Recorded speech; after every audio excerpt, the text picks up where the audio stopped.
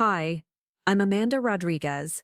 While I was working double shifts to keep my grandfather's auto shop running, my sister Nicole was posting Instagram stories from the Amalfi Coast with my inheritance money. They thought I'd just disappear quietly, maybe send a congratulations card from whatever corner of the world I'd crawled into.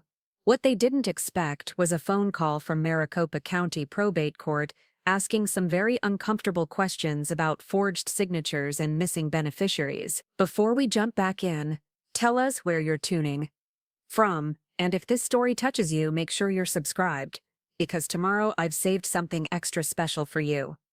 Have you ever watched someone steal your entire future while smiling at you across the dinner table? It started on a Tuesday morning in March when I was elbow deep in the engine of a 2018 Camaro that had been giving its owner trouble for weeks. The Arizona sun was already brutal at 9 in the morning, and I had grease under my fingernails that would take days to scrub clean. That's when my phone rang with a number I didn't recognize from downtown Phoenix. "Miss Rodriguez? This is David Thornfield from Thornfield and Associates. I was your grandfather's estate attorney. I've been trying to reach you about some final paperwork that needs your signature." I wiped my hands on my coveralls and walked outside where the reception was better. The parking lot of Rodriguez Auto Repair shimmered in the heat, and I could smell the familiar mix of motor oil and desert dust that had been the backdrop of my entire life. "I'm sorry, Miss Thornfield, but I think there's been some confusion. My grandfather's estate was settled months ago. My sister Nicole handled everything."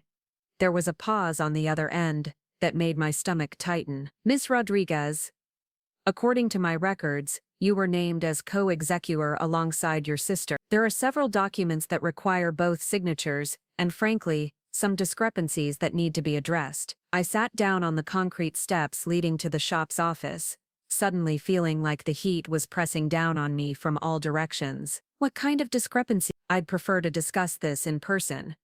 Would you be available to come to my office this afternoon? I have some things to show you that I think you'll find concern." After I hung up, I stood in the shop where I'd spent every summer since I was 12, learning to change oil and replace brake pads while Nicole was at cheerleading camp or art classes, or whatever activity our parents thought would look good on college application. My grandfather Ernest had taught me everything about cars, about business, about treating people fairly. He'd also promised me that this place would always be my home. The drive to Thornfield's office in downtown Phoenix gave me too much time to think. I'd been so focused on keeping the shop running after Grandpa died that I'd barely questioned why Nicole had handled all the legal stuff. She was the one with the business degree from Arizona State, after all. She was the one who understood contracts and legal language. I was just the grease monkey who kept the family business afloat. David Thornfield's office was on the 15th floor of a glass tower that reflected the desert mountains in its window. He was a man in his 60s with silver hair and the kind of quiet authority that comes from decades of handling people's most important legal matters. When I walked into his office, he had a thick folder spread across his mahogany desk. "Thank you for coming, Miss Rodriguez. I want to start by saying that what I'm about to show you is going to be difficult to process." He handed me a document that looked official and intimidating. At the top, it read, "Last Will and Testament of Ernest Miguel Rodriguez." I scanned down to the section about property distribution, and my breath caught in my throat. The auto shop, the mountain cabin in Flagstaff, and a substantial investment portfolio were to be divided equally between Nicole and me. 50. Not just the shop that I'd been running single-handedly, but everything, including the cabin that Grandpa had built with his own hands and always said would be my retreat when the world got too heavy. "This is the original will filed with the court 18 months ago, Mr. Thornfield explained. But there's another document that was filed 3 months ago, after your grandfather's death." He showed me a second will, dated just 2 weeks before Grandpa died. In this version, everything went to Nicole. The shop, the cabin, the investments, my name appeared nowhere except as a witness signature at the bottom. "I have to ask you directly, Miss Rodriguez, do you remember signing this document as a witness?" I stared at the signature. It looked like my handwriting, but something felt wrong about it. The loops were too perfect, the slant too consistent. When I signed things quickly, especially legal documents that made me nervous, my handwriting got messier, not neater. "I don't remember signing this." And Mr. Thornfield, I need to tell you something. 3 weeks before my grandfather died, he was in the hospital with pneumonia. He was barely conscious for most of that time. I don't see how he could have been making decisions about changing his will. The attorney's expression grew more serious. That's what concerns me. The notary listed on this document is someone named Lisa Chen. Do you know her? The name hit me like a punch to the stomach. Lisa Chen was Nicole's roommate in college. They're still close friends. Miss Rodriguez, I think we need to have a very serious conversation about what's been happening with your grandfather's estate. Over the next hour, David Thornfield laid out a story that made me feel like I was watching my life from outside my body. After Grandpa died, Nicole had presented the newer will to the court and began the process of transferring all assets to her name. She'd used her authority as the supposed sole heir to access the investment accounts, liquidate several stocks, and drain the savings account that was meant to cover the shop's operating expenses. Where did that money go? I asked, though I was starting to suspect I already knew. Based on the bank records I've been able to access, large amounts were spent on travel, hotels in Rome, Florence, and along the Italian Riviera, first-class flights, luxury car rentals, restaurant charges that exceed what most people spend on rent. I thought about Nicole's social media posts from the past 2 months, the endless parade of sunset dinners overlooking the Mediterranean,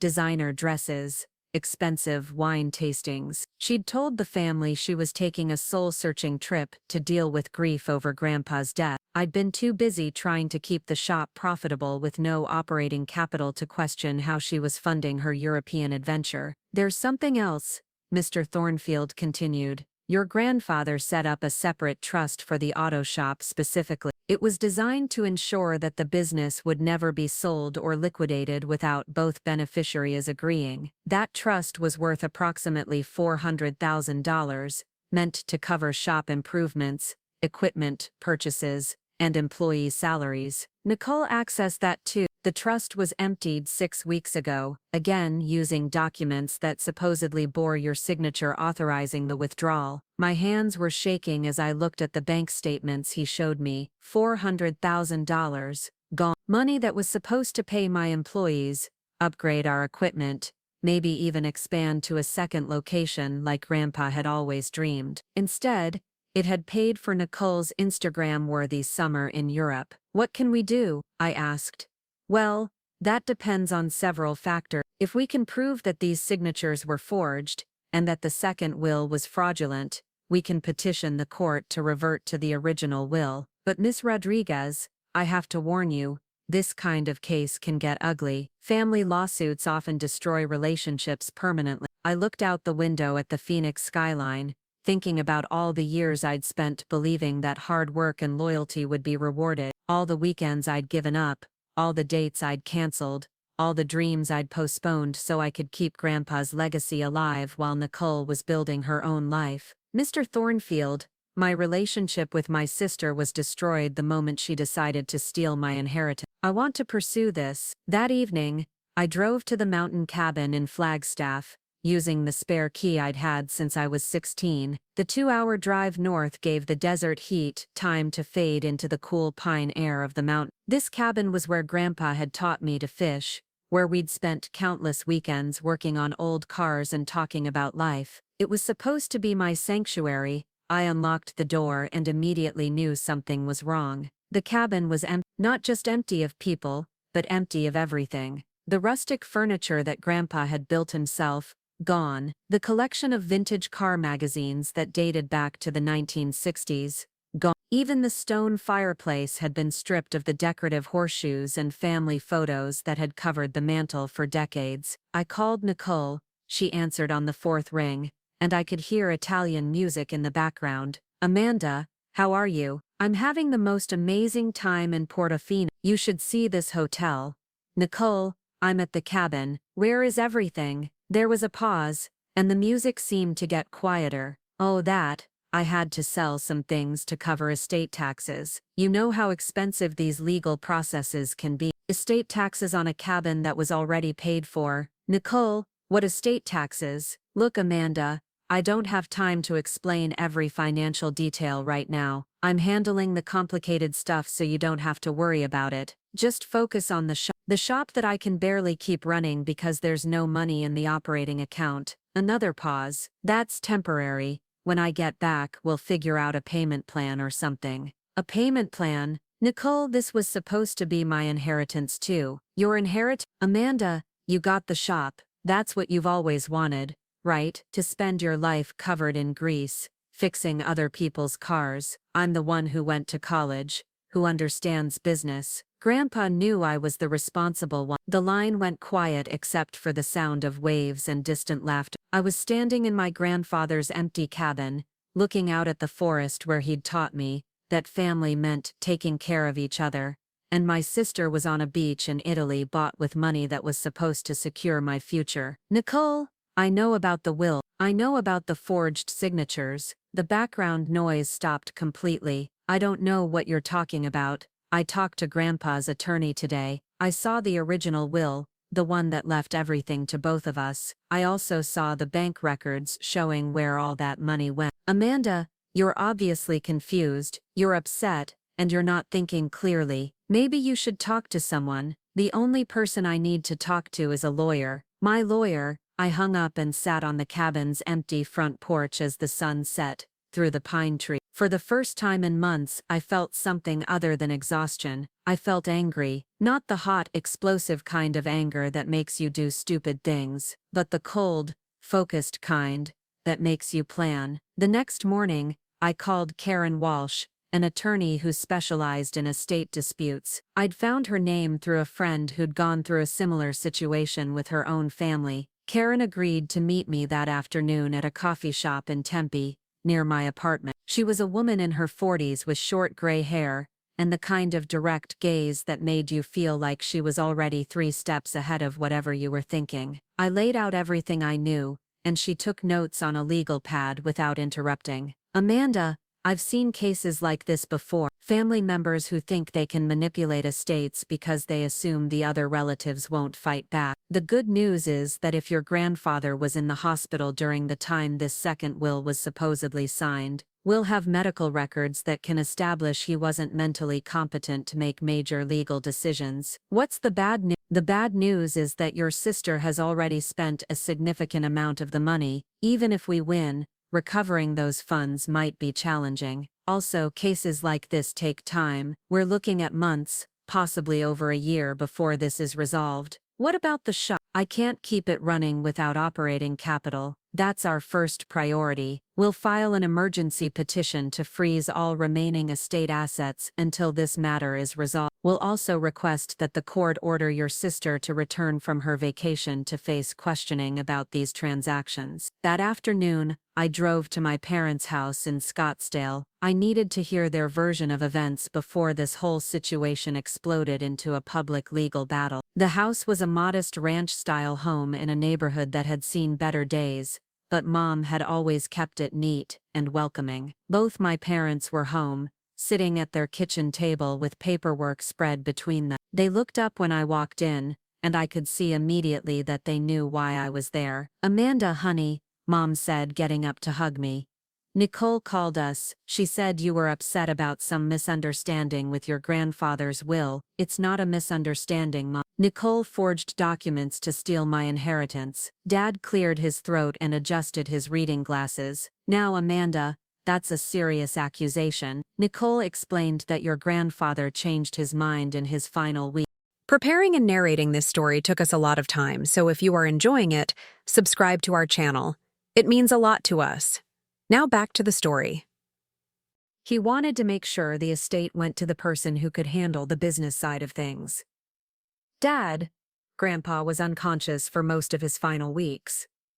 I was there, you were there. When exactly did he have this conversation with Nicole? My parents exchanged a look that I'd seen before, the same look they'd shared when I was 16 and wanted to quit school to work in the shop full-time. The same look when I'd chosen community college over a 4-year university. It was the look that said they loved me, but didn't quite trust my judgment. Sweetheart, Mom said gently, you know how emotional you get about things. Maybe you're remembering wrong. I'm not remembering wrong. And I'm not being emotional. I have legal documents that prove Nicole committed fraud.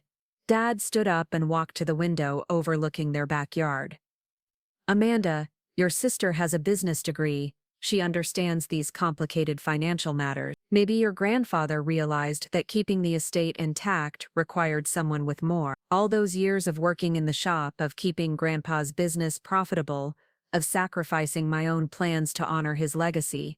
And they still saw me as the less capable daughter. You know what, Dad? You're right. Nicole is very sophisticated. Sophisticated enough to forge legal documents and steal $400,000 to fund her vacation. That takes a special kind of sophistication. I left their house without saying goodbye. In the driveway, I sat in my truck and called Karen Wall. I need you to file every petition we discussed. I want the estate assets frozen. I want Nicole ordered back to Arizona. And I want a full forensic audit of every transaction she's made since Grandpa died. Amanda, are you sure you're ready for this? Once we file these papers, this becomes a public legal matter. Your family will probably never forgive you. I looked back at the house where I'd grown up, where my parents were probably calling Nicole to warn her that her little sister was causing trouble again. Karen, my family stopped deserving my forgiveness the day they decided I was worth less than a vacation in Italy. 2 days later, I was at the shop trying to figure out how to pay my 3 employees when my phone rang. It was Nicole, and this time, there was no Italian music in the background. Amanda, what the hell do you think you're doing? I just got served with legal papers at my hotel. I'm doing what I should have done months ago. I'm fighting for what's mine. What's yours? Amanda, you work in a garage. Do you have any idea how much it costs to manage an estate? Do you know anything about tax implications or investment portfolios? I saved you from having to deal with all that complicated stuff. You saved me. Nicole, you stole from me. You forged my signature and you stole my inheritance. I didn't steal anything. I used estate money to take care of estate business. Yes, I took a trip to clear my head and make some important decisions about our family's future. That's what responsible people do. Responsible people don't liquidate trust funds to pay for luxury hotels. Amanda, you're being ridiculous. If you drop this lawsuit, I'll make sure you get a fair settlement. Maybe $50,000. That's more than enough to fix up your little shop. My little shop? Nicole, that little shop was worth more than $50,000 before you emptied its account. Look, I'm trying to be generous here, but if you keep pushing this, you're going to lose everything.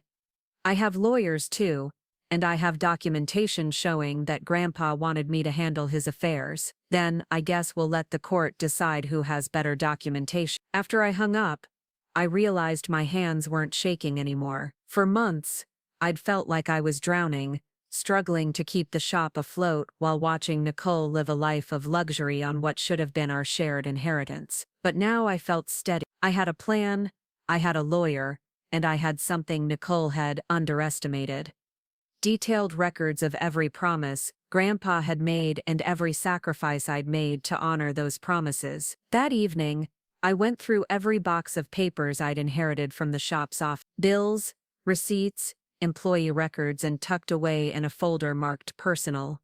I found something that made my heart race. It was a handwritten letter from Grandpa, dated just 3 months before he died. Amanda, it read, I know you sometimes wonder if you made the right choice staying with the shop instead of going to university like Nicole. I want you to know that this business exists because of your dedication. You've kept it profitable when I was too sick to work, and you've treated every customer with the honesty and respect that built our reputation. The shop is yours, not because you're my granddaughter, but because you've earned it. Never let anyone make you feel like your work isn't valuable or that your dreams don't matter. You are the heart of this place. And when I'm gone, I know you'll take care of it better than I ever could. I held that letter and cried for the first time since Grandpa died. Not from sadness, but from relief. He had seen me. He had valued my work, and he had intended for me to inherit what I'd helped build. The next week, Karen called with an update that changed everything. Amanda, We got the medical records from your grandfather's hospitalization during the time period when the second will was allegedly signed. He was heavily sedated and had been declared temporarily incompetent to make legal decisions. There's no way he could have signed that document, so we can prove the will is fraudulent. It gets better. The court has ordered a handwriting analysis of both the will and the signature authorizing the trust withdrawals. But here's the interesting part. We subpoenaed Nicole's bank records, and she made some very large cash deposits right before her trip to Europe. Deposits that exactly match withdrawals from your grandfather's accounts. What does that mean? It means she's not just guilty of document fraud, she's guilty of theft, potentially at the felony level. Amanda, your sister could be facing criminal charge. I sat in my truck outside the shop, watching the sun set over the Phoenix Mountains. In a few hours, Nicole would be on a plane back from Italy, returning not to a hero's welcome but to face questions from both civil and criminal attorneys. My parents would probably blame me for destroying the family, and Nicole would probably never speak to me again, but for the first time in months, I felt like I could breathe. Justice wasn't just possible, it was coming, and I was going to be ready for it. The courthouse steps in downtown Phoenix felt like they were made of molten concrete as I climbed them on Monday morning. Karen Walsh met me at the entrance, carrying a briefcase that contained what she called enough evidence to sink a battleship. I'd spent the weekend going through every document Grandpa had ever given me, every receipt from shop improvements I'd funded with my own money, every promise he'd made about my future with the business. Nicole was already inside with her attorney, a slick-looking man in an expensive suit, who probably charged more per hour than I made in a week. She'd cut her European vacation short by exactly 1 day, flying back on Sunday night with what her social media described as heavy heart to deal with family drama.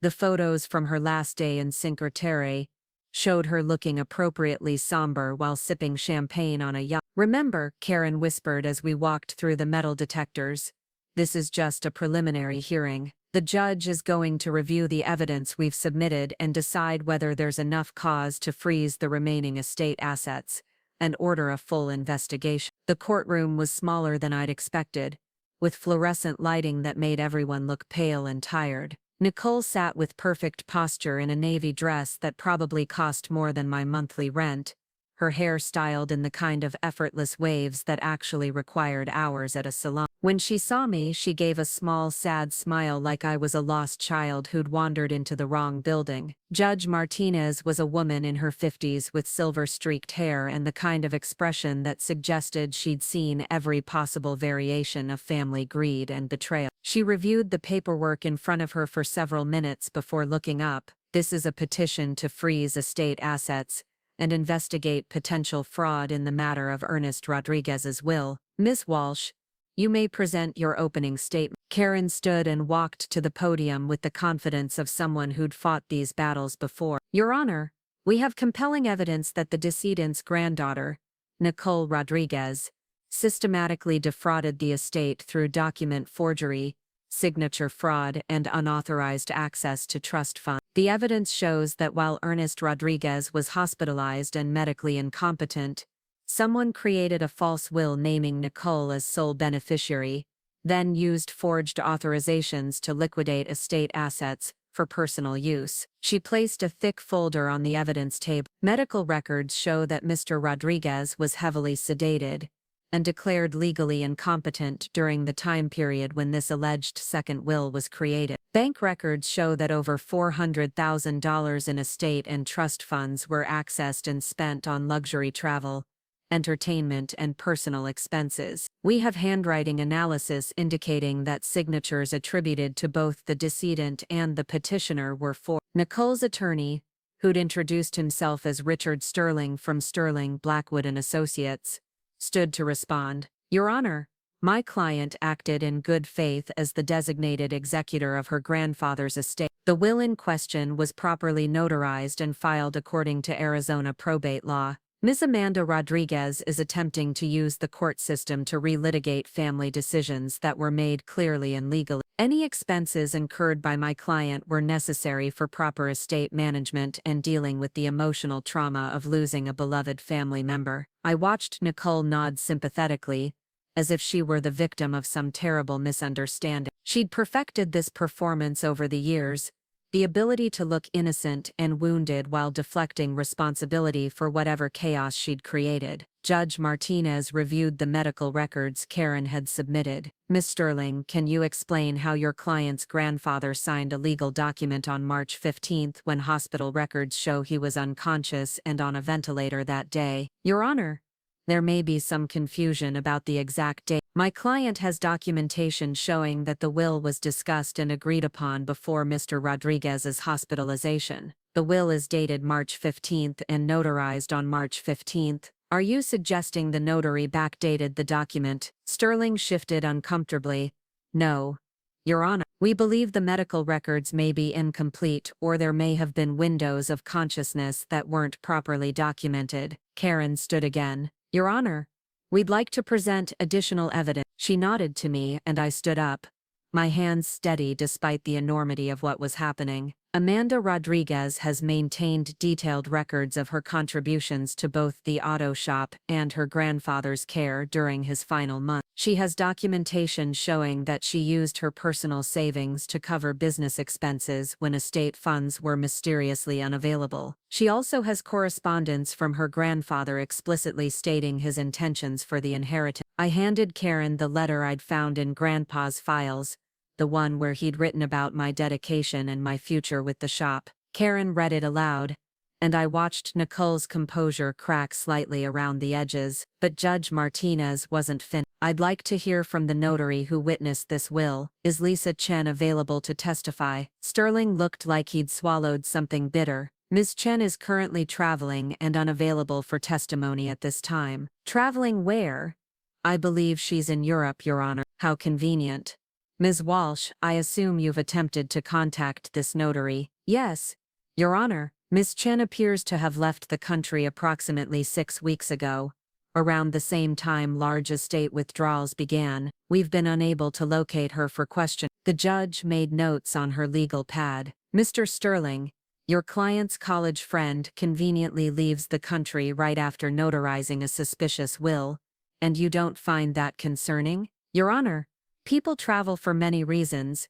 There's no evidence of any coordination or wrongdoing. Perhaps not yet. Judge Martinez looked directly at Nicole. Ms. Rodriguez, I'd like you to explain to the court how you determined that a luxury vacation in Europe was an appropriate use of estate funds during probate proceedings. Nicole stood gracefully, her voice soft and controlled. Your Honor, I was devastated by my grandfather's death. He raised my sister and me after our parents went through some difficult times, and losing him felt like losing a father. My family encouraged me to take time to grieve and to clear my head, so I could make responsible decisions about managing his legacy, and this grief management required $400,000. Your Honor, I was handling complex estate matters while dealing with emotional trauma. I may have made some financial decisions that in hindsight seem excessive, but they were made with the best intentions during an incredibly difficult time. I felt something cold settle in my stomach as I watched Nicole's performance. She was good at this,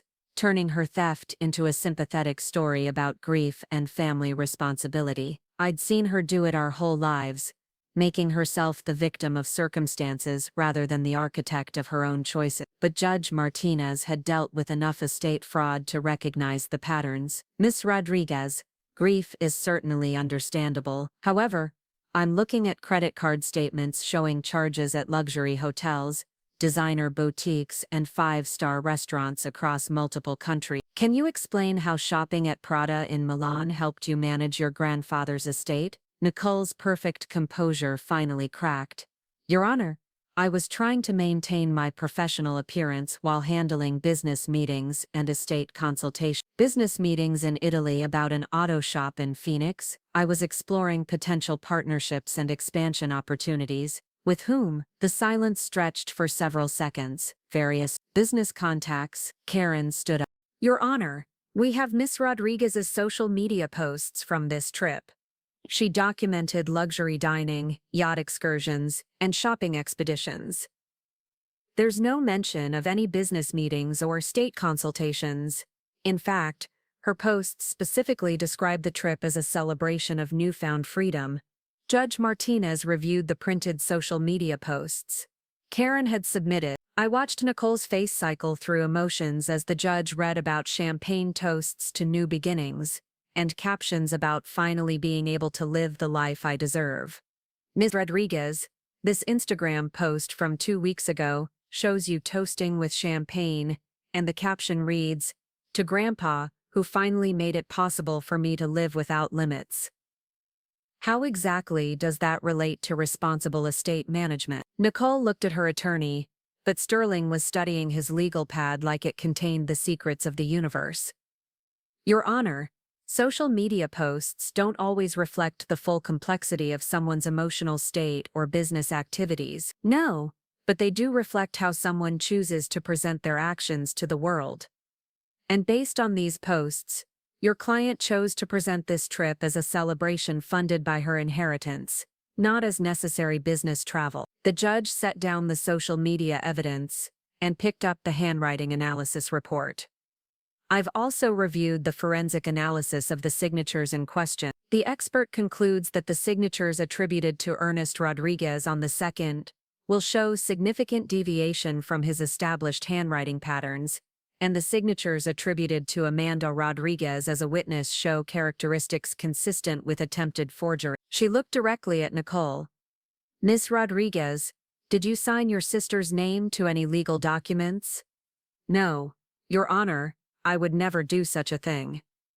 The handwriting expert disagreed. According to this analysis, the signature attributed to Amanda Rodriguez was likely written by someone attempting to imitate her handwriting, but lacking familiarity with her natural pen pressure and letter formation.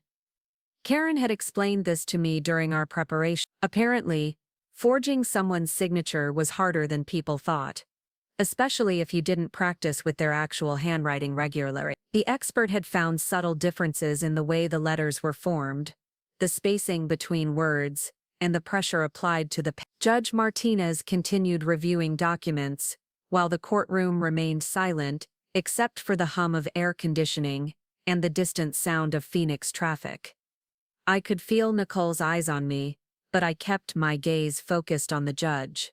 Finally, Judge Martinez looked up. Based on the evidence presented, I'm granting the petitioner's request for asset freeze. All remaining estate funds, properties, and investments are to be held in court escrow pending a full investigation. Nicole Rodriguez, you are ordered to provide a complete accounting of all estate funds accessed since your grandfather's death, including receipts and documentation for every expenditure. Nicole's composure finally shattered completely.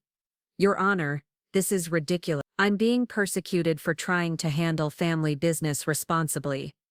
Miss Rodriguez, if your handling of family business was responsible, you'll have no trouble providing documentation for $400,000 in expenses. The court is also ordering the return of any estate assets currently in your possession, including proceeds from the sale of personal property. What personal property? According to the petitioner's testimony, furniture and personal items were removed from the family cabin and sold. Those items were part of the estate and should not have been liquidated without proper authorization. I watched Nicole realize that I'd told the court about finding the cabin empty. Her carefully constructed story about responsible estate management was falling apart as each detail of her actual behavior came to light. Judge Martinez wasn't finished. Additionally, given the suspicious circumstances surrounding the notary's departure from the country, I'm referring this matter to the Maricopa County District Attorney's Office for potential criminal investigation. Document fraud and theft of estate assets are serious crimes in Arizona. The word criminal hit the courtroom like a physical force. Nicole went pale, and Sterling finally looked up from his legal pad with genuine concern. This had stopped being a simple civil matter about inheritance distribution, and had become something that could result in felony charges. Your Honor, Sterling said, standing quickly, my client requests time to gather the documentation you've requested. This has been an emotional and confusing time for the family.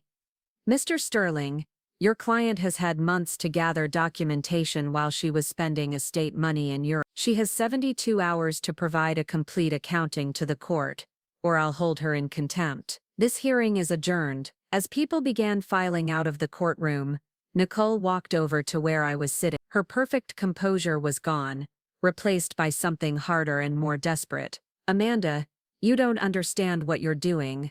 You're going to destroy our family over money. I didn't destroy anything, Nicole. You did that when you forged documents and stole my inheritance. Your inheritance? You got the shop, Amanda. That's what you wanted, right? To spend your life working in a garage? I got a business with no operating capital because you stole the money that was supposed to keep it running. I got an inheritance that was supposed to include the cabin and half the investments. But you took all of that too. The cabin needed work. The investments needed professional management. I was protecting them. You were liquidating them to fund your vacation. Nicole looked around the courtroom, maybe hoping someone would intervene and make this all go away. Amanda, if you drop this lawsuit, I'll pay you back. We can work out a payment plan. Pay me back with what money. You spent it all. I'll figure something out. I have contacts. Business opportunities. I can make this right. I stood up and gathered my purse and the folder of documents Karen had given me to keep. Nicole, you had months to make this right. You chose to spend the money instead. I made some mistakes, okay? I was grieving and I wasn't thinking clearly. But this doesn't have to become a criminal matter. We can handle this as a family. We stopped being a family when you decided to steal from me. I walked out of the courtroom without looking back. In the hallway, Karen was talking to a reporter from the Arizona Republic, who'd apparently been following the case. Estate fraud involving prominent local families was newsworthy, especially when it involved this much money and such clear evidence of criminal behavior. Amanda, Karen said when she saw me, that went better than I expected. Judge Martinez clearly sees through Nicole's story, and ordering a criminal investigation sends a strong message. What happens now? Now we wait for Nicole to provide her accounting of the expenses, which she probably can't do because she spent the money on personal luxury rather than legitimate estate business. Meanwhile, the district attorney's office will start their own investigation into the document fraud. And the shop. The court will release enough funds from the estate to cover your business operating expenses. While this gets sorted out, you'll be able to pay your employees and keep the business running. That afternoon, I drove to the auto shop and called my 3 employees together. Marco, Janet and David had been working for Grandpa for years, and they'd stayed loyal to the business even when I couldn't guarantee their paychecks would clear. I have some news about the shop's financial situation. I told them as we sat in the small office that smelled like coffee and motor oil. The court has ordered that estate funds be released to cover operating expenses. Starting next week, everyone will be back to full hours with full pay, plus back pay for the hours you've lost over the past few months. Marco, who'd been with Grandpa since before I was born, actually teared up. Amanda, we knew you'd figure it out. Ernest would be proud of how you fought for this place. That evening, I drove up to the cabin in Flagstaff. It was still empty, but now I knew that would change. The court order meant Nicole would have to return anything she'd sold or provide compensation for its value. I sat on the front porch where Grandpa and I had spent so many evenings talking about life and dreams, and the importance of treating people fairly. My phone buzzed with a text from Nicole. This isn't over, you have no idea what you've started. I deleted the message without responding. She was right that it wasn't over, but she was wrong about what I'd started. I hadn't started a war or a family feud. I'd started the process of getting justice for the man who'd raised me, and taught me that hard work and honesty mattered more than taking shortcuts or manipulating people. The next morning, I was at the shop early, going over the books and planning how to use the released funds to get the business back to full operation. I wanted to upgrade some of our diagnostic equipment, and maybe hire another mechanic so we could take on more complex jobs. Karen called around 10 with an update that made my morning coffee taste even better. Amanda, Nicole missed her deadline to provide expense documentation to the court. When Sterling contacted the judge's office, he said his client was gathering receipts from international vendors, and needed more time. Did the judge give her more time? Judge Martinez gave her until 5 p.m. today, and if she doesn't provide complete documentation by then, she'll be held in contempt of court. Also, the district attorney's office has assigned Detective Sarah Morrison to investigate the criminal aspects of this case. What does that mean? It means they're taking the fraud allegations seriously. Detective Morrison specializes in white-collar crime, and she'll be looking into the forged documents, the unauthorized access to estate funds, and potentially the notary's role in all this. That afternoon, I was under the hood of a Ford pickup when I heard someone clear their throat behind me. I turned around to find my parents standing in the shop's entrance, looking uncomfortable and out of place among the tools and car parts. "Hi, Mom." "Hi, Dad." "Amanda, we need to Mom's voice had the tone she'd used when I was in trouble as a kid, but I wasn't a kid anymore, and I wasn't the one in trouble. "If this is about Nicole, I don't think we have much to discuss." Dad stepped forward. "Amanda, you're tearing this family apart. Nicole made some mistakes, but she's still your sister. Don't you think this has gone far enough?" I set down my wrench and wiped my hands on a shop rag. "Dad, Nicole didn't make mistakes. She committed crimes. She forged legal documents and stole hundreds of thousands of dollars. She was grieving," Mom said. "People don't always make the best decisions when they're dealing with loss." "I was grieving too, Mom, but I didn't steal anyone's inheritance to fund a vacation in Europe." "You don't understand the pressure she was under," Dad continued. "Managing an estate is complicated. She was trying to do what was best for everyone." "What was best for everyone?" "Dad, she emptied the shop's operating account. I've been struggling to pay employees for months, while she was posting pictures from Italian restaurants." My parents exchanged that look again, the one that said they thought I was being unreasonable. It was the same look they'd given me when I'd chosen to work in the shop instead of going to college, when I'd moved into my own apartment instead of staying home, when I'd made any decision that didn't align with their expectations. "Amanda," Mom said gently, "we know you're upset, but family is more important than money. Your grandfather wouldn't want you and Nicole fighting like this. Grandpa left me half of his estate because he believed I'd earned it. Nicole stole that from me and spent it on herself. If Grandpa were here, he'd be the one pressing charges." "You don't know that," Dad said. I walked over to the wall where I'd hung the letter. Grandpa had written me about the shop being mine because I'd earned it. I took it down and handed it to my father. "Actually, I do know that. Read this." Dad put on his reading glasses and scanned the letter. His expression changed as he read Grandpa's words about my dedication and my value to the business. When he finished, he handed it back to me without saying anything. "Amanda," Mom tried again, "even if Nicole made some poor choices, sending her to prison won't bring back the money. This isn't about revenge, Mom. This is about justice, and it's about making sure Nicole doesn't do this to someone else's family." "She's your sister," Dad said quietly. "She was my sister.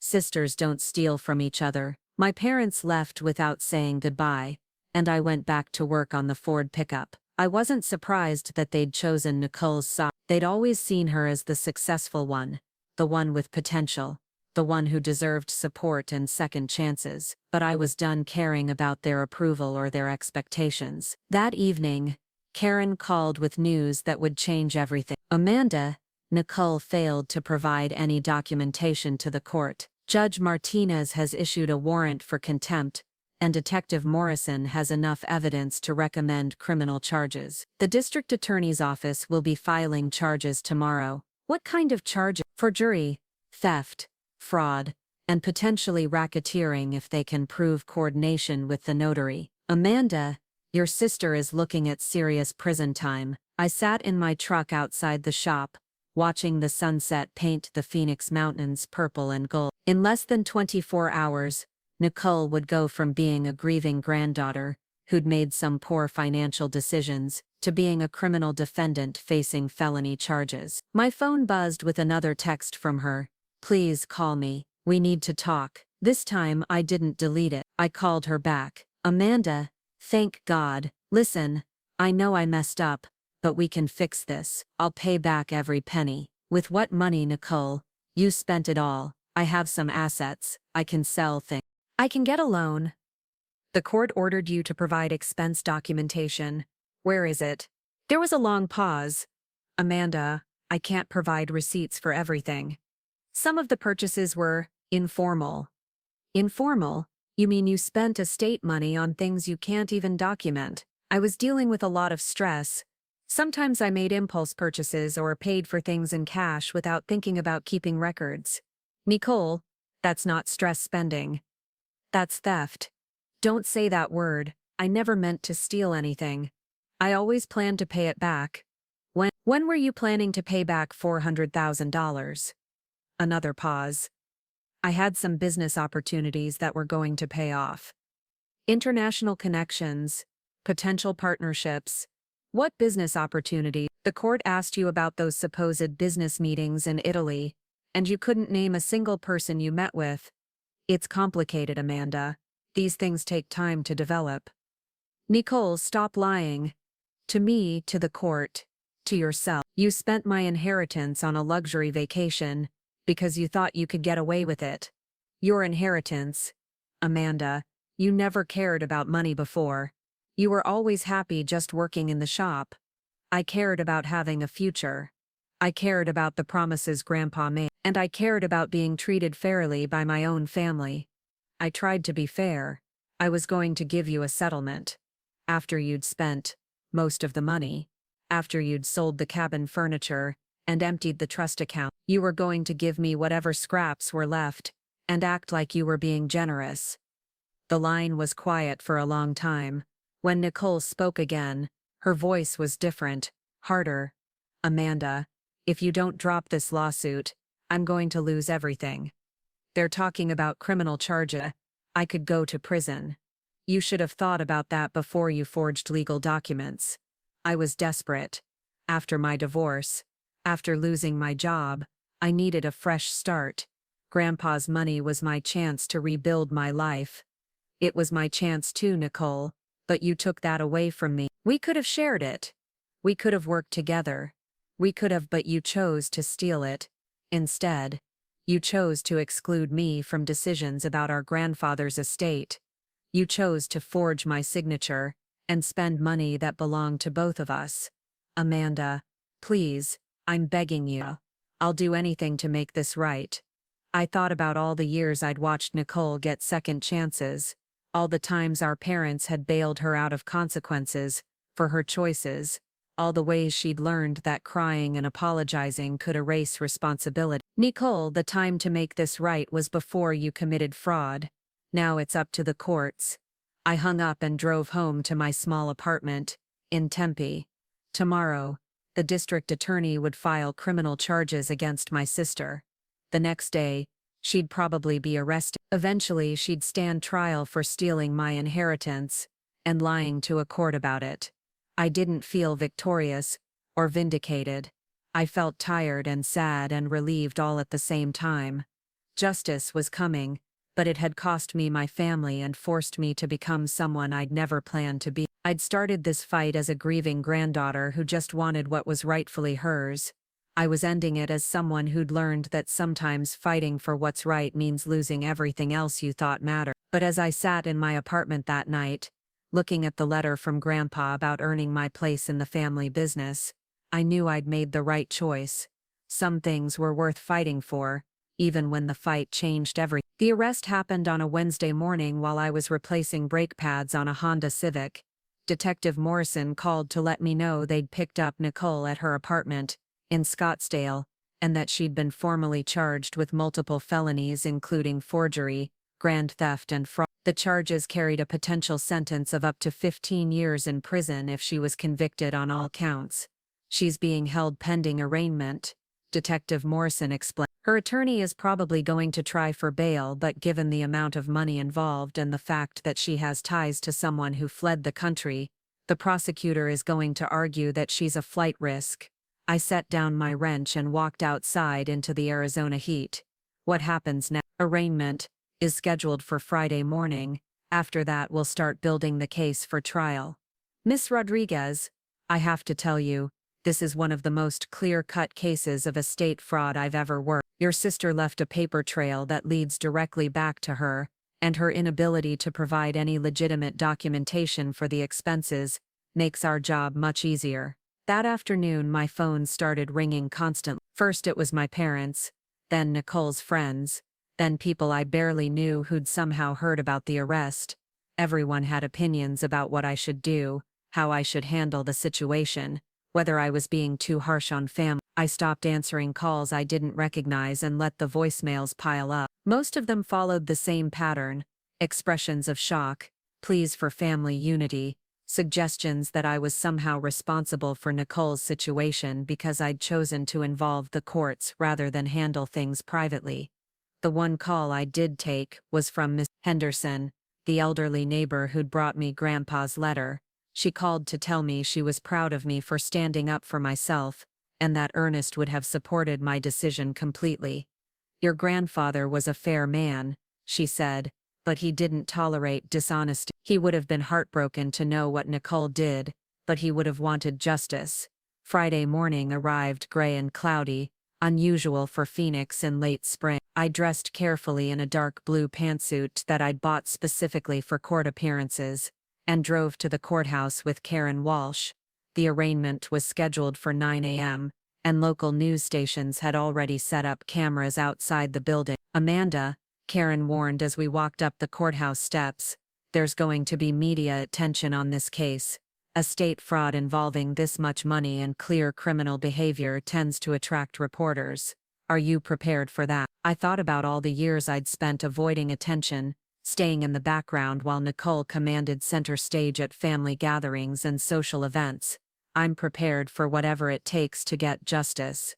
The courtroom was more crowded than I'd expected. Besides the usual court personnel and attorneys, there were several reporters, some people I recognized as Nicole's friends, and my parents sitting in the front row looking like they'd aged 10 years in the past week. Nicole entered the courtroom in handcuffs, wearing an orange jumpsuit that made her look pale and fragile.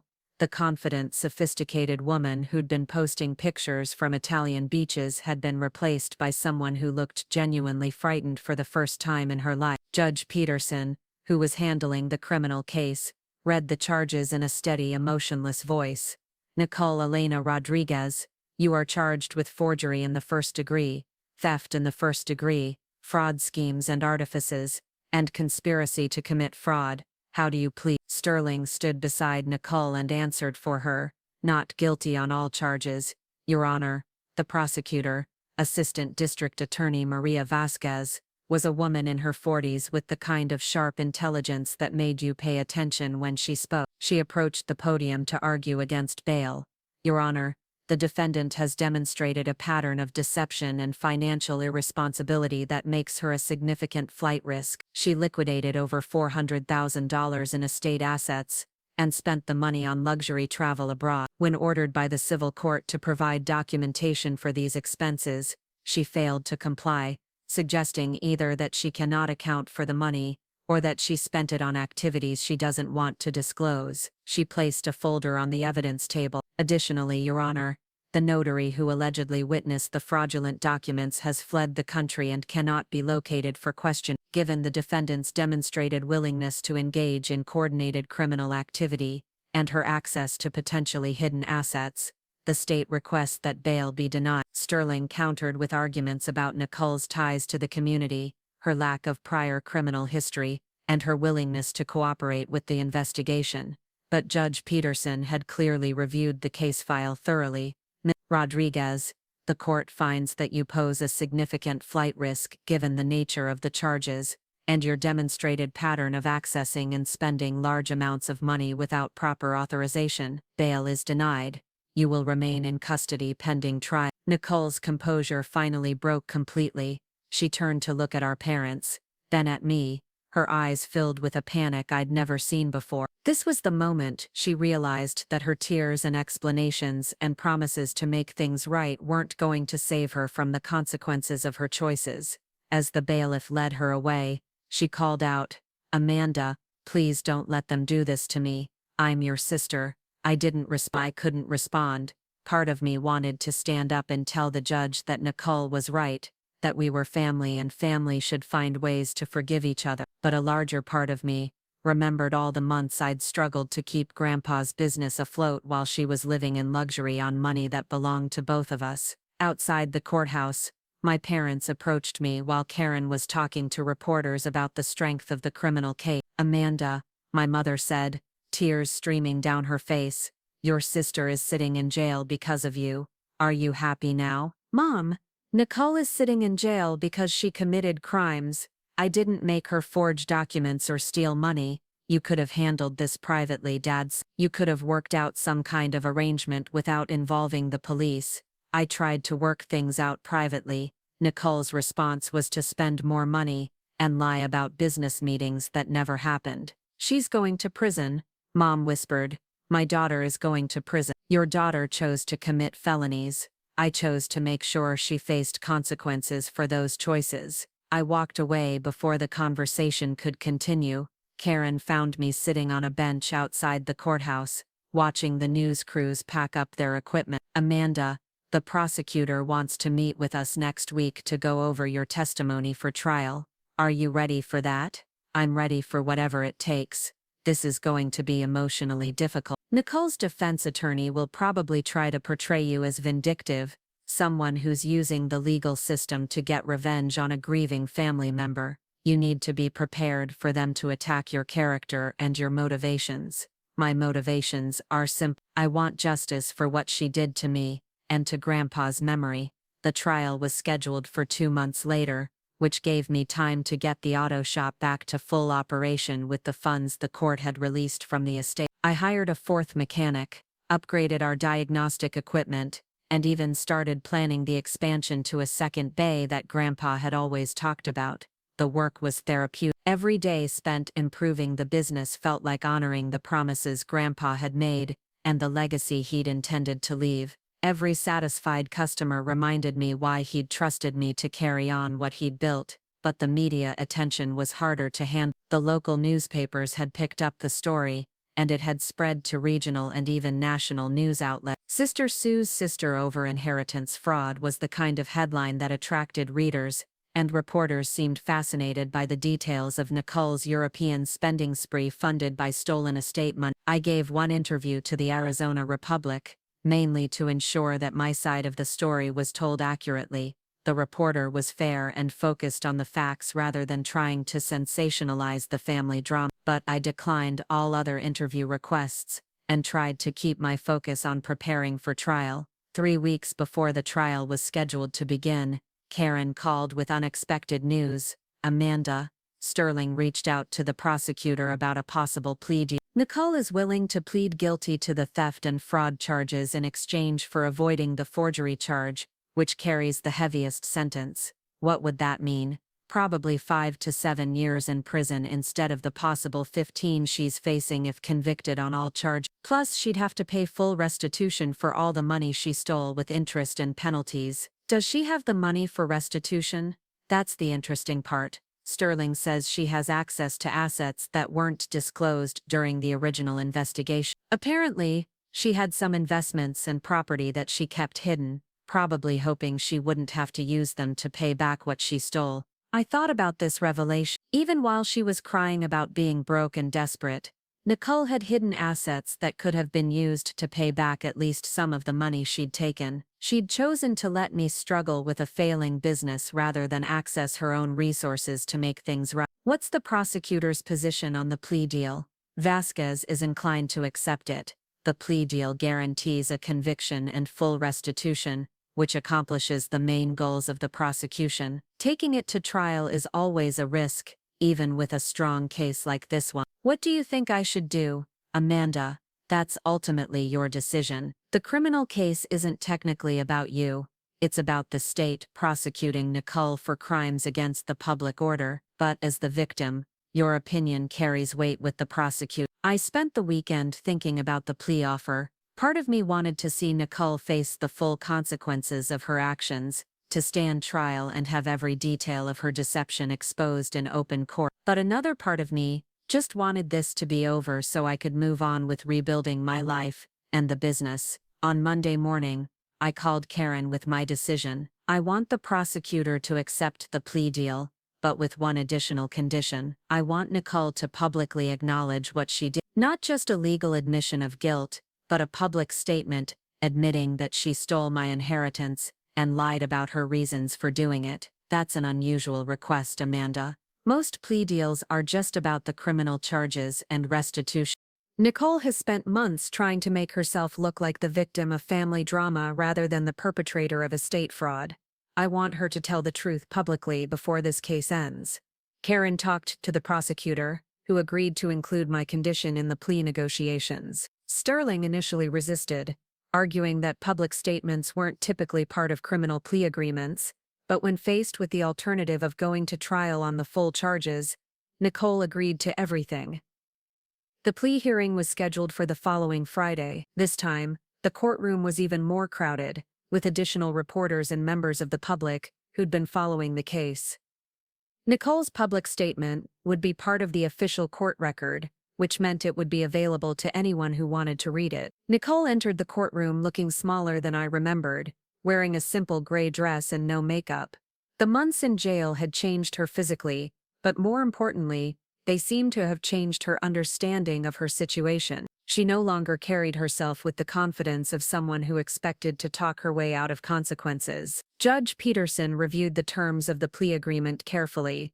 Ms. Rodriguez, you understand that by accepting this plea deal, you are admitting guilt to charges of theft in the first degree and fraud schemes and artifices. You will be sentenced to 6 years in state prison, and you will be required to pay full restitution in the amount of $412,000, plus interest and court costs. Do you understand these terms?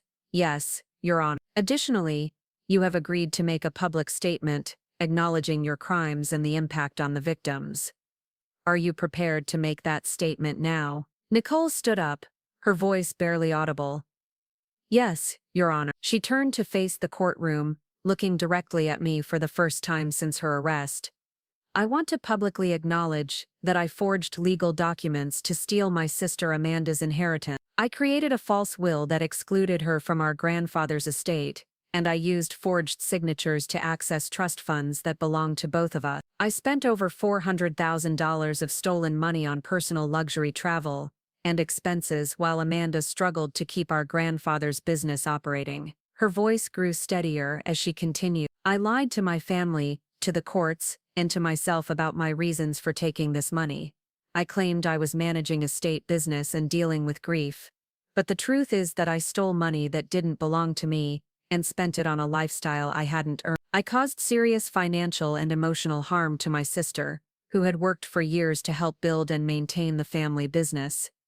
She paused, looking down at her hand. I also want to acknowledge that Amanda showed incredible strength and integrity by fighting for justice despite pressure from family members to drop the case. She could have accepted a partial settlement and allowed me to escape full consequences for my actions, but she chose to pursue justice through proper legal channels. I respect her decision, and I understand that I am responsible for the destruction of our family relationship. The courtroom was completely silent as Nicole finished her statement. Even the reporters had stopped taking notes to listen to her words. Judge Peterson nodded approvingly. Ms. Rodriguez, your statement will be entered into the official record of this case. I hereby accept your guilty plea and sentence you to 6 years in Arizona State Prison, with the possibility of parole after serving 4 years. You are also ordered to pay full restitution as outlined in the plea agreement. This court is adjourned. As the bailiff led Nicole away to begin serving her sentence, she looked at me one more time. There was no anger in her expression, no accusation or resentment. Just a kind of exhausted acceptance of the reality she'd created for herself. My parents left the courtroom without speaking to me. I'd expected this, but it still hurt to watch them choose to support Nicole even after she'd publicly admitted to stealing from me. Some family relationships couldn't survive the truth, even when the truth was necessary for justice. Outside the courthouse, reporters asked me for a statement about Nicole's sentencing and admission of guilt. I kept my response brief. I'm grateful that justice has been served and that my grandfather's estate will be properly distributed according to his wishes. I hope this case serves as a reminder that family relationships don't excuse criminal behavior, and that sometimes seeking justice requires making difficult choices. That afternoon, I drove to the cabin in Flagstaff for the first time since the plea hearing. The court had ordered Nicole to return all the furniture and personal items she'd sold, or provide compensation for their replacement value. Over the past few weeks, items had been arriving at the cabin as Nicole's hidden assets were liquidated to pay for restitution. The cabin still wasn't fully furnished, but it was starting to feel like home again. I'd bought a simple wooden table for the kitchen and a comfortable chair for the living room. The fireplace had been cleaned and restocked with wood, and I'd hung some of Grandpa's photos on the wall. I sat on the front porch as the sun set through the pine trees, thinking about everything that had happened since that phone call from David Thornfield months ago. The legal case was over, Nicole was in prison, and I had control of the inheritance that Grandpa had intended for me. But the victory felt complicated, layered with loss and sadness alongside the relief of finally getting justice. My phone buzzed with a text message from an unknown number. When I opened it, I saw it was from Lisa Chen, the notary who'd fled to Europe when the investigation began. "Amanda, I saw the news about Nicole's sentencing. I want you to know that I deeply regret my role in what happened. Nicole convinced me that the documents were legitimate and that you had agreed to the arrangement. I realize now that I should have asked more questions and required additional verification. I'm prepared to return to Arizona to face whatever charges may be filed against me." I read the message twice, then forwarded it to Karen Wall. Lisa's willingness to return and accept responsibility for her actions didn't undo the damage she'd helped Nicole cause, but it suggested that some people were capable of acknowledging their mistakes and accepting consequences. As I drove back down the mountain toward Phoenix, I thought about what came next. The auto shop was thriving with the restored operating capital and the improvements I'd been able to make. I had plans to expand the business and maybe eventually open a second location in Tempe. The cabin would be my retreat, a place to remember Grandpa and the values he'd taught me about hard work and treating people fairly. I also had to decide how to handle the relationship with my parents. They'd made their choice to support Nicole even after her crimes were exposed, but that didn't mean our relationship had to be permanently severed. People sometimes needed time to process difficult truths, and maybe eventually they'd understand why I'd chosen justice over family loyalty. The inheritance case had forced me to become someone I'd never planned to be, someone who would fight publicly for what was right, even when that fight cost relationships and caused pain. But it had also revealed strengths I'd never known I possessed, and clarified values that would guide me for the rest of my life. Justice had been served, not because the legal system was perfect, but because I'd been willing to use it properly when people I trusted had betrayed that trust. Nicole would serve her time and pay restitution, and I would rebuild the life and business that her crimes had nearly destroyed. Some stories don't have completely happy endings, but they can have just endings. And sometimes justice is more important than happiness, especially when seeking justice makes future happiness possible for yourself and for others who might face similar betrayal. The city lights of Phoenix spread out below me as I descended from the mountains, and I felt something I hadn't experienced in months: genuine optimism about the future. The inheritance that Grandpa had left me wasn't just money and property. It was the foundation for a life built on integrity, hard work, and the courage to stand up for what was right, even when standing up meant standing alone. 6 months after Nicole's sentencing, I stood in the newly expanded Rodriguez Auto Repair, watching Marco train our latest hire on the diagnostic equipment I'd been able to purchase with the restored inheritance fund. The shop hummed with activity that would have made Grandpa proud, and for the first time since his death, I felt like his vision for the business was truly coming to life. The restitution payments had been arriving in monthly installments as Nicole's hidden assets were systematically liquidated by the court. She'd owned a condo in Scottsdale that I'd never known about, along with investment accounts, and even a small business interest in a boutique fitness studio. Each payment brought me closer to the full $412,000 she'd stolen, though the interest and penalties meant the total would eventually exceed $500,000. Detective Morrison called on a Tuesday morning with news that would bring yet another layer of closure to the case. "Amanda, Lisa Chen landed at Sky Harbor Airport last night. She's voluntarily returning to face charges related to the notary fraud. Her attorney contacted our office yesterday to arrange her surrender. Is she being charged with the same crimes as Nicole? Similar, but likely with lighter sentences, since she's cooperating fully and doesn't appear to have directly benefited from the fraud. The district attorney's office is looking at charges related to notarizing false documents and conspiracy, but they're also considering her cooperation as a mitigating factor. Will I need to testify again? Probably not for a plea hearing, but if she decides to go to trial, you might be called as a witness. However, her attorney is already talking about accepting responsibility and working out a plea arrangement. That afternoon, I drove to the Maricopa County Jail to do something I'd never planned to do: visit Lisa Chen. I wasn't sure why I felt compelled to see her, but something about her text message acknowledging her role in the fraud had stayed with me. Maybe it was because Nicole had never shown genuine remorse for her actions, only regret about getting caught. Lisa looked different from the confident young woman I remembered from Nicole's college graduation photo. Prison orange didn't suit anyone, but more than that, she seemed genuinely diminished by the weight of what she'd done. When she sat down across from me in the visiting room, her first words were an apology. "Amanda, I know an apology doesn't undo the damage I helped cause, but I need you to know how sorry I am. I should have questioned Nicole more carefully when she asked me to notarize those documents. Why didn't you? As a notary, weren't you supposed to verify the identity of the people signing?" "I was, and I failed in that responsibility.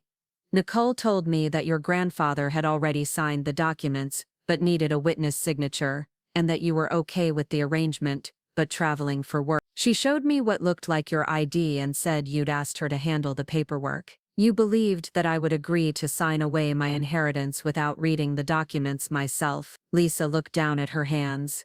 "I wanted to believe it, because Nicole was my friend and I trusted her. But you're right to question that. Even at the time, something felt wrong about the situation. I should have insisted on speaking with you directly or refused to notarize anything without all parties present. What made you decide to come back and face charges?" Watching the news coverage of Nicole's trial made me realize how much damage we'd caused you. You lost months of income from the shop, you had to fight for inheritance that was rightfully yours, and your family relationships were destroyed. I contributed to all of that, and running away to Europe just made it worse. I studied her face, looking for signs of manipulation or self-serving behavior, but her remorse seemed genuine. Unlike Nicole, who had continued to justify her actions even while admitting guilt, Lisa appeared to understand the full impact of what she'd done. "What happens to you now?" "My attorney thinks I'll probably get probation and community service if I plead guilty and make full restitution for my part in the fraud. I'll also lose my notary license permanently, which means finding new work since that was part of my job responsibility." "Do you have the money for restitution?"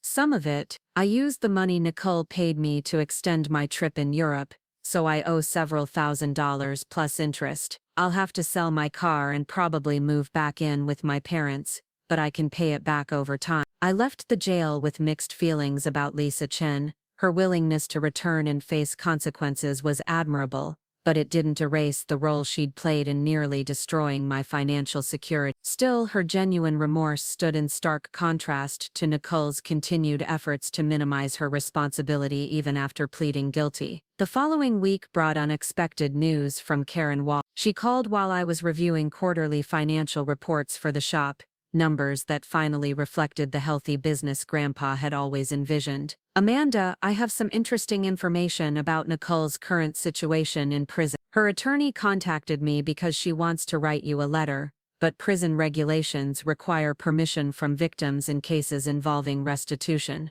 "What kind of letter?" "Sterling says it's a personal letter, not related to the legal case. Apparently Nicole has been participating in some kind of rehabilitation program and wants to communicate with you directly." I considered this request carefully. Nicole had had multiple opportunities to communicate honestly with me before her arrest, during the civil proceedings, and even during the criminal case. Each time she'd chosen to lie, manipulate, or minimize her actions rather than take genuine responsibility. "I don't want to read anything she has to say right now. Maybe someday, but not while she's still paying restitution and I'm still dealing with the aftermath of what she did." "That's completely understandable.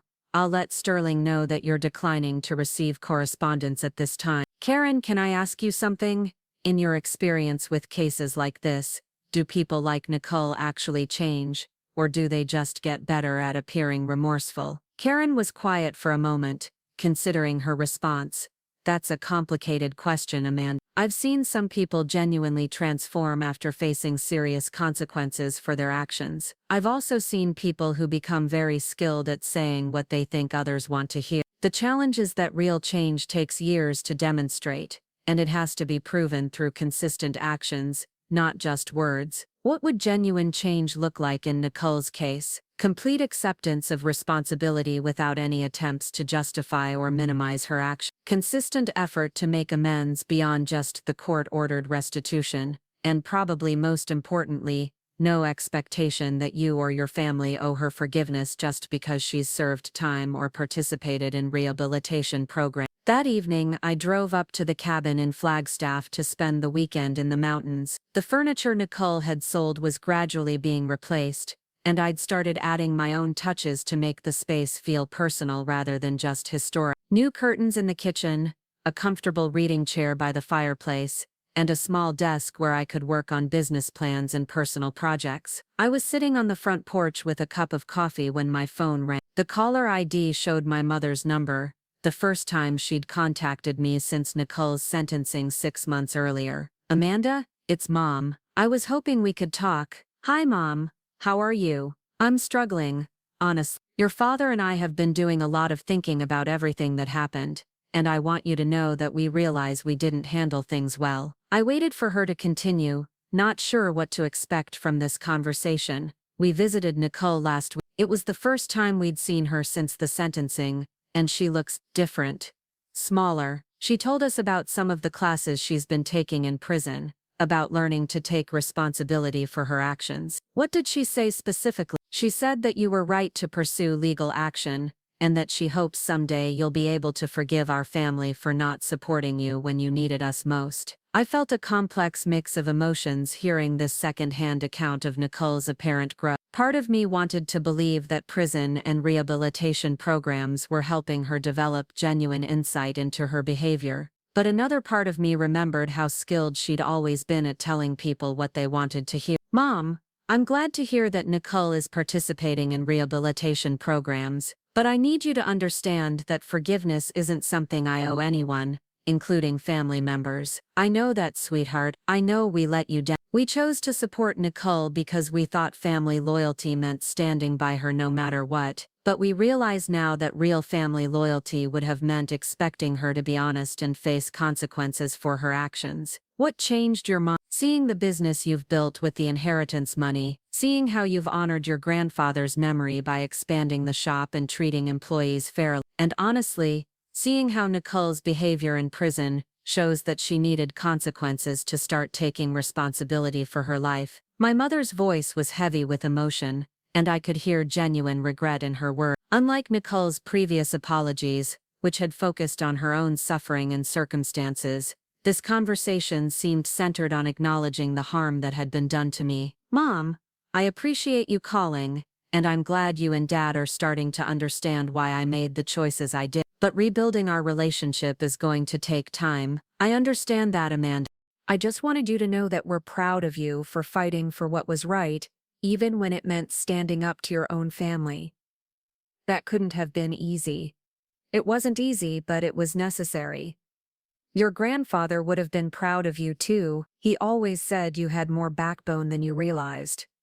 After we hung up, I sat on the cabin porch thinking about the complicated nature of family relationships and forgiveness. My mother's call suggested that some people were capable of growth and changed understanding, even when that growth came slowly and after significant damage had been done. The next morning, I hiked one of the mountain trails that Grandpa and I had explored together when I was younger. The physical activity helped me process the emotional complexity of potentially rebuilding relationships with my parents while maintaining appropriate boundaries with Nicole.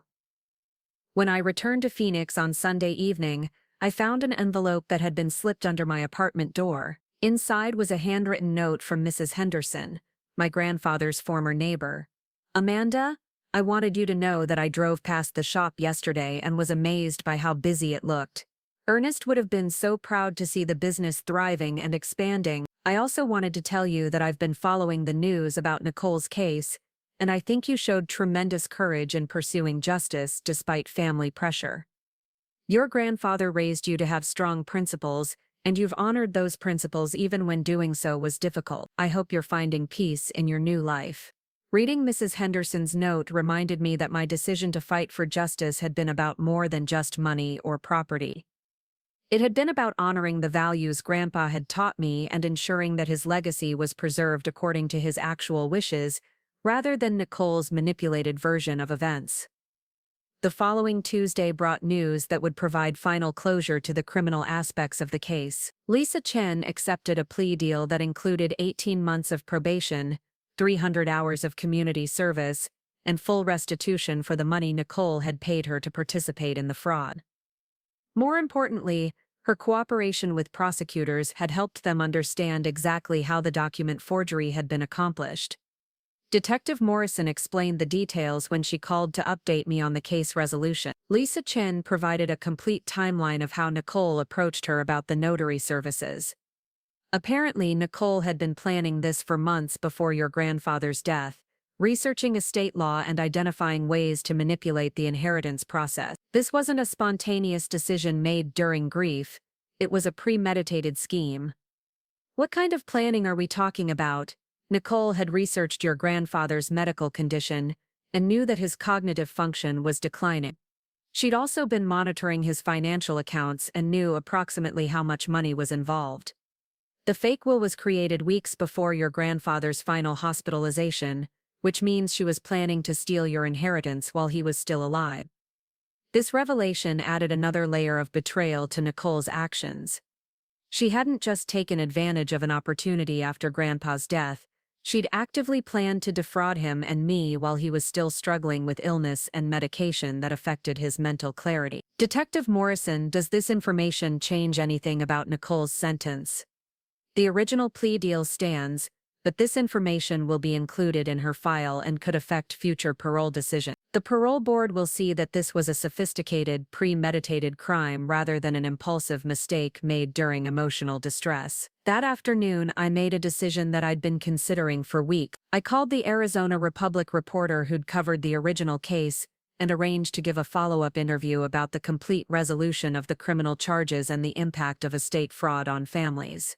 Rodriguez, the reporter asked during our phone interview, what would you want other people to know about family financial abuse and estate fraud? I'd want them to know that family relationships don't excuse criminal behavior, and that sometimes protecting yourself legally is the only way to prevent ongoing financial abuse. I'd also want them to understand that seeking justice through proper legal channels isn't vindictive, it's necessary for accountability. What advice would you give to someone facing a similar situation with family members? Document everything, seek professional legal advice early, and don't let family pressure prevent you from protecting your rights. People who commit financial crimes against family members are counting on shame and family loyalty to prevent their victims from seeking justice. How has this experience changed your perspective on family relationships? It's taught me that healthy family relationships require mutual respect and accountability. Family members who truly love you won't steal from you or pressure you to accept being stolen. Real family loyalty means expecting each other to behave ethically and face consequences when we don't. The interview was published the following week as part of a larger series about financial crimes against elderly individuals and their families. Several readers contacted the newspaper to share their own experiences with family members who had manipulated inheritances or abused financial power of attorney arrangements. One letter particularly stood out to me. It was from a woman whose brother had drained their father's retirement accounts while serving as financial power of attorney, leaving their father unable to afford necessary medical care. Like me, she'd faced family pressure to handle the situation privately rather than involving law enforcement. And like me, she'd ultimately chosen to pursue criminal charges despite the impact on family relationships. Reading about your case gave me the courage to stop feeling guilty about my decision to prosecute my brother, she wrote. Family financial abuse is still abuse, and victims deserve justice regardless of their relationship to the perpetrator. These connections with other victims of family financial crimes helped me understand that my experience with Nicole, while deeply personal, was part of a larger pattern of abuse that affected many families. People who were willing to steal from family members often relied on their victims' reluctance to involve outside authorities, knowing that family shame and pressure for reconciliation would protect them from consequence. As winter approached, I began planning the second location for Rodriguez Auto Repair that Grandpa had always envisioned. The Tempe location would focus on hybrid and electric vehicle service, a growing market that represented the future of automotive repair. The inheritance money that Nicole had tried to steal would fund not just the expansion, but also training for mechanics who wanted to specialize in newer technology. The irony wasn't lost on me that Nicole's crimes had actually led to a better outcome for the business than if she'd never stolen the money in the first place. The legal battle had forced me to carefully examine every aspect of the shop's operations and finances, leading to improvements and growth strategies that I might not have pursued otherwise. But more importantly, fighting for justice had taught me to value my own worth and defend my rights even when doing so was difficult or unpopular. Those were lessons that would serve me well in business, relationships, and life decisions for years to come. The inheritance that Grandpa had left me wasn't just money and property. It was the foundation for a life built on integrity, hard work, and the courage to stand up for what was right. Nicole's attempt to steal that inheritance had ultimately strengthened my connection to those values and my determination to honor them, regardless of external pressure or family expectations. Justice had been served, restitution was being paid, and the business was thriving. But the most important outcome was the knowledge that I'd proven to myself and others that some principles were worth fighting for, even when the cost of fighting seemed too high to bear. 2 years had passed since Nicole's sentencing when I received a phone call that would mark the final chapter of our family's legal saga. Detective Morrison's voice carried a note of satisfaction as she delivered news I'd been anticipating for months. Amanda, Nicole Rodriguez, was denied parole at her first hearing yesterday. The parole board cited concerns about her incomplete restitution payments and what they described as insufficient demonstration of genuine rehabilitation in their decision. I was standing in the office of the new Tempe location of Rodriguez Auto Repair, looking out at the bustling service bays where technicians worked on hybrid and electric vehicles. The business expansion had exceeded every projection I'd made, and we now employed 12 people across both locations. What does that mean for her sentence? She'll be eligible for another parole hearing in 18 months. However, the board's report noted that her participation in rehabilitation programs appeared superficial, and that she continues to blame external circumstances for her criminal behavior rather than accepting full personal responsibility. This news didn't surprise me. Through the grapevine of mutual acquaintances, I'd heard that Nicole was telling other inmates and even prison counselors that she'd been unfairly prosecuted for what amounted to a family misunderstanding. Her inability to genuinely acknowledge the premeditated nature of her crimes apparently extended to her behavior in prison. Detective Morrison, I wanted to thank you for everything you did on this case. The thoroughness of your investigation made all the difference in getting justice. Amanda, in 20 years of working financial crimes, I've rarely seen a victim show as much courage as you did in pursuing this case. You could have accepted a partial settlement and avoided the public attention, but you chose to ensure that your sister faced full consequences for her action. That decision has probably prevented her from victimizing other people. After ending the call, I walked through the Tempe shop, checking on the progress of various repairs and talking with customers about their vehicle. This location specialized in the kind of advanced automotive technology that Grandpa could never have imagined when he started the original shop, but it operated on the same principles of honest service and fair pricing that he'd established decades earlier. My phone buzzed with a text from Karen Walsh. Saw the news about Nicole's parole denial. Are you available for lunch tomorrow? I have some updates about the civil case that you'll want to hear. The next day, I met Karen at a quiet restaurant in Central Phoenix where we could discuss legal matters without interruption. She looked pleased as she opened a folder containing documents I recognized as related to the restitution process. Amanda, I have excellent news about the financial recovery.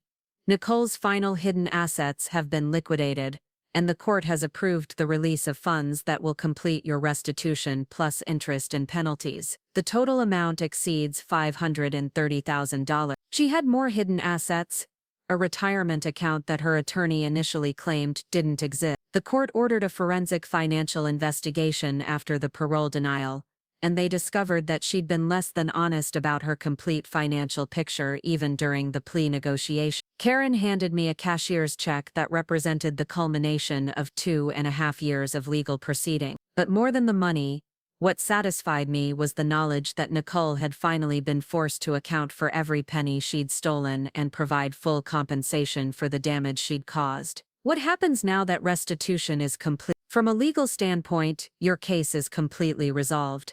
Nicole will serve the remainder of her sentence, and when she's eventually released, she'll have no further financial obligations to you. However, completing restitution in full will be viewed favorably when she applies for parole again, and if she contacts me after her release, that's entirely up to you. You're under no legal or ethical obligation to have any relationship with her regardless of family pressure or her claims about rehabilitation. Some victims find closure in communication with offenders who have served their time, but others prefer to maintain permanent boundaries. That afternoon, I deposited the restitution check and spent time reviewing my business plans for the next phase of expansion. The original Rodriguez Auto Repair was operating at full capacity, and the Tempe location was already generating enough revenue to justify considering a third location in Mesa or Chandler. But beyond the immediate business implications, the completed restitution represented something more significant: absolute vindication of my decision to pursue justice through legal channels rather than accepting Nicole's initial offers of partial settlement. I drove to the cabin in Flagstaff that weekend,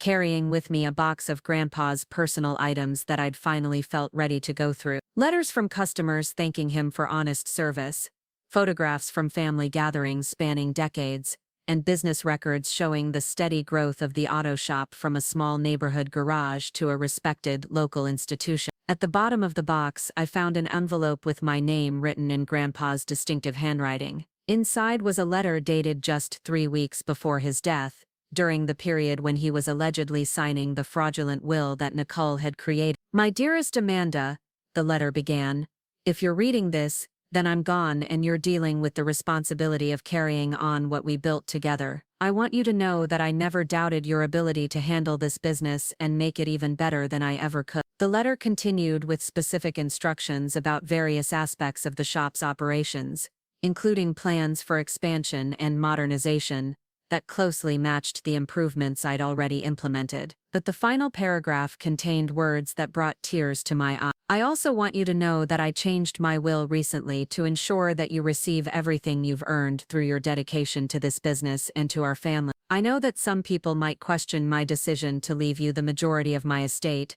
but you've proven your worth through actions, not just words. Never let anyone make you feel like you don't deserve what you've worked for, and never be afraid to fight for what's rightfully yours." I sat on the cabin's front porch, holding the letter and realizing that Grandpa had known about Nicole's plans even before his final hospitalization. The reference to changing his will recently, and leaving me the majority of his estate, suggested that he'd been aware of Nicole's intentions and had taken steps to protect my inheritance. This discovery added another layer of validation to my decision to contest Nicole's fraudulent will. I hadn't just been fighting for money or property, I'd been fighting to honor Grandpa's final wishes and ensure that his actual intentions were carried out rather than Nicole's criminal revision of them. That evening, I called my parents for the first time in over a year. Our relationship had slowly improved since my mother's initial apology, but we'd maintained careful boundaries while they processed the full implications of Nicole's crimes and their own role in initially supporting her. "Amanda, how are you, sweetheart?" Mom's voice carried warmth that had been missing for years. "I'm doing well, Mom. I wanted to tell you that the legal case is finally completely resolved. Nicole's restitution is paid in full and she was denied parole at her first hearing. How do you feel about that?" "I feel like justice has been served. The parole board apparently agreed that she hasn't taken full responsibility for what she did, which suggests that prison time alone hasn't led to genuine rehabilitation. Your father and I have been talking about everything that happened, and we want you to know how sorry we are for not supporting you from the beginning. We were so focused on maintaining family unity that we forgot about maintaining family integrity. Mom, I appreciate that acknowledgement. It means a lot to hear you say that family integrity matters more than family unity. We've also been thinking about ways to rebuild our relationship with you that don't require you to have any contact with Nicole when she's eventually released. We realize now that expecting you to forgive and forget would be unfair and probably impossible.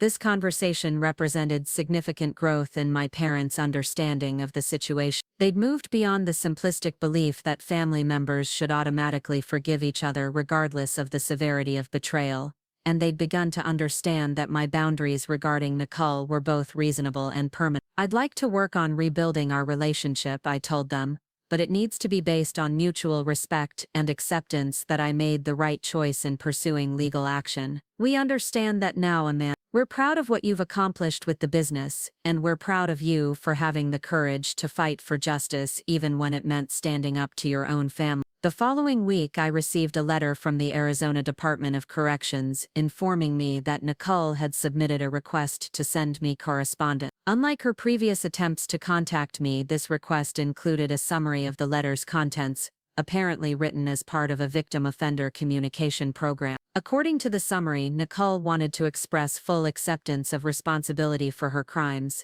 acknowledge the harm she'd caused to me and our family, and make a commitment to rebuild her life based on the principles of honesty and accountability she claimed to have learned in prison. I considered the request for several days before making my decision. While Nicole's apparent willingness to accept full responsibility represented progress from her previous blame-shifting and justification, I wasn't ready to engage in direct communication with someone who had so thoroughly betrayed my trust. I sent a response through the prison system declining to receive the letter but including a message that Nicole could try again after completing her full sentence and demonstrating sustained behavioral change over a period of years. Real rehabilitation, if it was happening, would need to be proven through consistent actions over time, not just through words written in prison. 3 months later, I was interviewed for a podcast about family financial abuse and the challenges victims face in seeking justice through legal channels. The interview was part of a series highlighting different types of elder abuse and inheritance fraud,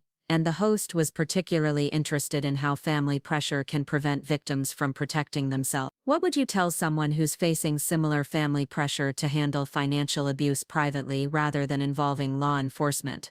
The host asked. I'd tell them that family members who commit financial crimes are counting on shame and family loyalty to protect them from consequences. Real family loyalty would mean expecting each other to behave ethically and supporting victims who seek justice through proper legal channels. How did you find the strength to pursue legal action despite opposition from other family members? I realized that my grandfather had worked his entire life to build something that would provide security for his family. Allowing someone to steal that legacy without consequences would have dishonored everything he'd sacrificed to create. Sometimes protecting what matters most requires making difficult choices, even when those choices cause pain. The podcast episode was downloaded thousands of times and generated responses from listeners who'd faced similar situations with family members who abused financial power of attorney, manipulated elderly relatives, or committed inheritance fraud. Many of them shared stories of being pressured to drop legal cases or accept partial settlements to preserve family relationships. One email particularly resonated with me. It came from a woman whose sister had stolen her share of their mother's estate, and who'd been considering dropping her lawsuit after pressure from other family members. Hearing your story gave me the courage to continue fighting for what's rightfully mine, she wrote. I realized that I'm not just fighting for money, I'm fighting for the principle that people should face consequences for their actions regardless of family relationships. Thank you for showing that it's possible to get justice even when the process is difficult and lonely. As the 4th anniversary of Grandpa's death approached, I organized a memorial service at the original auto shop location. Employees from both locations attended,